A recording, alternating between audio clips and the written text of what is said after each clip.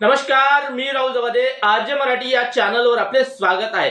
तर लाडकी बहीण योजनेचा नोव्हेंबर आणि डिसेंबर महिन्याचा हा हप्ता भरपूर महिलांना आलेला नाही आणि हा हप्ता न येण्याचे मुख्य कारण म्हणजे लाडकी बहीण योजनेची ई-केवायसी करताना होय किंवा नाही या प्रश्नांमध्ये चुकीचा पर्याय निवडल्यामुळे ई-केवायसी चुकलेली आहे।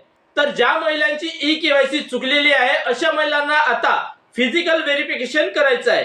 तर फिजिकल व्हेरिफिकेशन हे कशा पद्धतीने करायचं आहे आणि फिजिकल व्हेरिफिकेशन करण्यासाठी हा अर्ज कसा भरायचा आहे आणि हा अर्ज कुठे सबमिट करायचा आहे आणि हा अर्ज जर अंगणवाडी सेविका घेत नसेल तर हा अर्ज तुम्हाला कुठे द्यायचा आहे याबद्दल सविस्तर माहिती आपण या व्हिडिओमध्ये समोर पाहणार आहोत। तर व्हिडिओ शेवटपर्यंत पूर्ण पहा।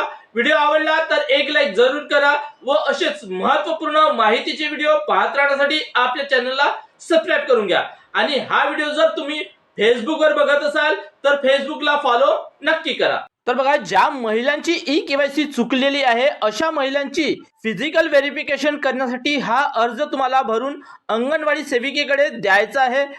तर हा अर्ज कसा भरायचा आहे तर बघा, मुख्यमंत्री माझी लाडकी बहीण योजना विनंती अर्ज। तर सर्वात अगोदर आपल्याला इथे प्रति महिला व बालविकास अधिकारी साहेब, तर त्याच्या खाली आपल्याला इथे तालुका टाकायचा आहे।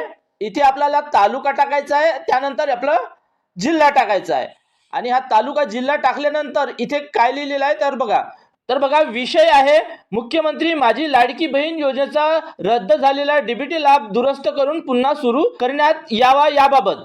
तर महोदय, खाली सही करणारी अर्जदार मुख्यमंत्री माझी लाडकी बहीण योजनेचे लाभार्थी असून माझा या योजनेअंतर्गत मिळणारा लाभ नोव्हेंबर 2025 पासून बंद करण्यात आलेला आहे। तर मी सत्यप्रतिज्ञेवर नमूद करते की केवायसी प्रक्रिया दरम्यान संबंधित सेवा केंद्राच्या चुकीमुळे माझा ई-केवायसी मध्ये त्रुटी झाल्याने माझा लाभ थांबवण्यात आला आहे।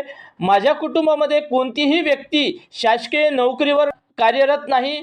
माझ्या कुटुंबाकडे चारचाकी वाहन नाही, तसेच आमचे वार्षिक उत्पन्न 2.5 लाख पेक्षा कमी आहे।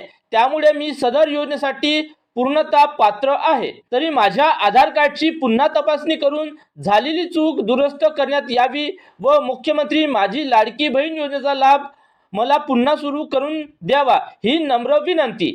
आपण योग्य ती कारवाई करून मला न्याय द्यावा ही नम्र विनंती। तर आपली विश्वासू।